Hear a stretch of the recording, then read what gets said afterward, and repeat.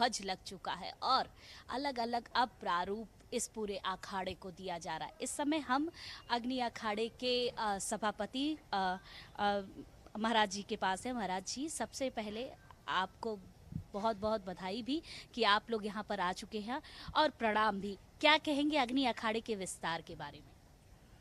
मैं अग्नि अखाड़े का सभापति मुक्तानंद जी गुजरात से आया हूँ।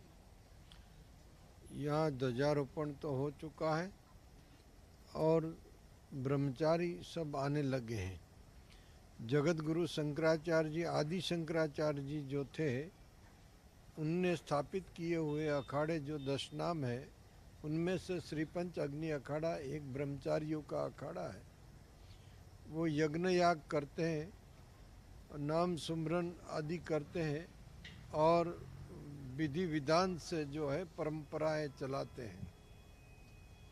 ये आद्य गुरु जगत गुरु शंकराचार्य जी महाराज ने चारों दिशा में युवकों को भेजा था और शिव संप्रदाय का जो जीर्णोद्धार करने का काम सौंपा था। इनमें से एक है, गेरुआ वस्त्र धारण करते हैं और माँ गायत्री जो है वो श्रीपंच अग्नि अखाड़े की कुल देवी है, माता जी है, इष्ट देव के स्थान पे है। और ब्रह्मचारियों में 4 नाम होते हैं, जिसमें आनंद नाम के ब्रह्मचारी होते हैं, चैतन्य नाम के ब्रह्मचारी होते हैं, स्वरूप नाम के ब्रह्मचारी होते, प्रकाश नाम के ब्रह्मचारी होते। ये चारों नाम के ब्रह्मचारी, ये चारों ब्रह्मचारी आद्य जगत गुरु शंकराचार्य जी महाराज के परंपरा से निर्वाह करते आ रहे हैं और अखाड़ों से संपर्क में रहते हैं।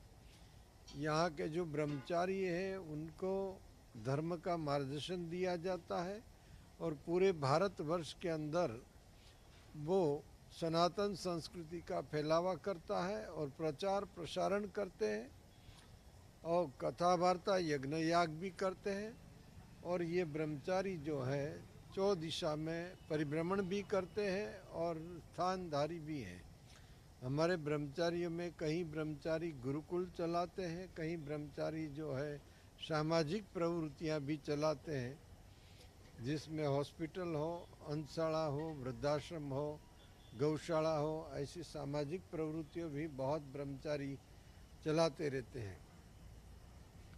तो ये परंपरा जो है प्राचीन परंपरा है। महाराज जी, आपने परंपराओं के बारे में बताया, किस तरीके से अग्नि अखाड़े की क्या क्या परंपरा है और किस तरीके से इसका विस्तार हो रहा है और किस तरीके से सभी जगहों पर अग्नि अखाड़ा स्थापित है। आपने चारों दिशाओं के बारे में बताया, चारों दिशाओं में किस तरीके से अभी तक अगर पुराणों से बात की जाए, जब से अखाड़ों का विस्तार हुआ, कब से स्थापित है और कब से विस्तार चल रहा, अब प्रारूप कितना चेंज हो चुका है? वैसे तो आद्य गुरु जगत गुरु शंकराचार्य जी महाराज ने स्थापित जो किए और उनके जाने के बाद जो है ये परंपरा ज़्यादा प्रसिद्ध हुई और इनके अंदर जो जो आचार्य हुए उनने नेतृत्व किए। फिर अखाड़े के जो 10 नाम की शाखा है, वो 10 नाम परंपरा के सभी साधु ने पूरे भारतवर्ष में परिभ्रमण किया और भारतवर्ष में परिभ्रमण करते हुए शिव मंदिरों की स्थापना करते हुए गेरुआ वस्त्र धारण करके चलते रहे। पहले तो ऐसा भी नियम था कि परिभ्रमण करने वाले 3 रात्रि कहीं मुकाम करते थे, 3 रात्रि से ज़्यादा मुकाम नहीं करते थे। और वर्षा ऋतु के टाइम में चतुर्मास करने के लिए कहीं ठहर जाते थे। चतुर्मास करने के लिए कोई गांव में भी ठहर जाते थे और कहीं मठों में भी ठहर जाते थे। आगे समय चला तो फिर मठाधीशों की स्थापना हुई। मठाधीश लोग जो है वो मठ में रहने लगे और वो जो जमात, ये जो साधु संत थे, उनकी सेवा जो करने लगे। इस तरह से आसपास के लोग जो ग्राम्य विस्तार के हो, उनको धर्म प्रचार का लाभ देते थे। इस तरह से चतुर्मास की जो है परंपरा चली। आज भी चतुर्मास की परंपरा चलती है और कहीं जो है जूना अखाड़े की, अभान अखाड़े की जमातें भी आज चलती हैं। और इसी में उदासीन अखाड़ा जो है वो लोग भी जमात घुमाते हैं। कई अखाड़े की आज भी जमात घूमती है। इनसे क्या होता है कि धर्म प्रचार होता रहता है और लोक हृदय में श्रद्धा और भक्ति जो है स्थापित किए जाते हैं अखाड़े के संत महात्मा। और जब भी कुंभ मेला होता है तो कुंभ मेले में सभी साधु परिभ्रमण करते हुए साधु, मठाधीश साधु सब कुंभ में आते हैं। और कुंभ में आने के बाद सारी धर्म चर्चाएं होती हैं, जिसमें क्या क्या करना चाहिए, क्या परिवर्तन करने की ज़रूरत है।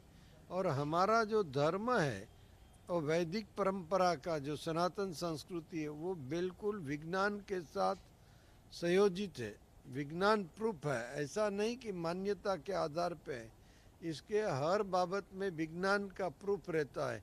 हमारी चाहे परंपरा हो, चाहे हमारी विधि हो, चाहे हमारा स्नान हो, तो ग्रह और नक्षत्र जो है एक सीधी लिटी में जब आते हैं तो ये कुंभ पर्व जो है ये होता है, वो 4 जगह पे कुंभ पर्व होता है। प्रयागराज में ये कुंभ पर्व मनाया जाता है, नासिक त्र्यंबक में कुंभ पर्व मनाया जाता है, उज्जैन में कुंभ पर्व मनाया जाता है और हरिद्वार में कुंभ पर्व मनाया जाता है।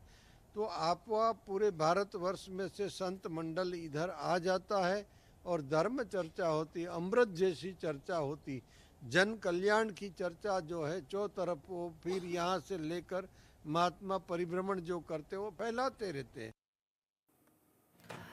भारत के